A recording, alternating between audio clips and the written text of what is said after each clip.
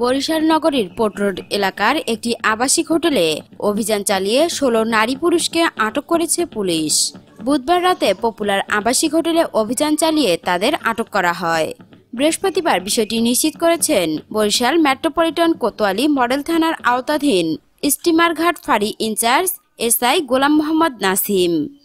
তিনি জানান, গোপন সংবাদের ভিত্তিতে জানতে পারেন নগরীর পোর্ট রোডে অবস্থিত পপুলার হোটেলে অনৈতিক কার্যকলাপ চলছে। তার ওই সূত্র ধরে বুধবার রাতে ওই হোটেলে অভিযান চালিয়ে ১৬ জন নারী পুরুষকে আটক করা হয়। বৃহস্পতিবার তাদের আদালতে পাঠানো হয়েছে। বরিশাল কোতোয়ালি মডেল থানার ওসি মিজানুর রহমান বলেন, নগরীর পোর্ট রোড ও লঞ্চঘাট এলাকার আবাসিক হোটেলগুলোতে অসামাজিক কার্যকলাপের অভিযোগ ছিল দীর্ঘদিন ধরে। সে মোতাবেক বুধবার রাতে পপুলার হোটেলে অভিযান চালিয়ে ১৬ জন নারী পুরুষকে আটক করা হয়। তাদের বিরুদ্ধে আইনি ব্যবস্থা নিয়ে আদালতে পাঠানো হয়েছে। নগরীর কোনো হোটেলেই অসামাজিক কার্যকলাপ চলতে দেওয়া হবে না, এমন অভিযোগ পেলে অভিযান চালানো হবে।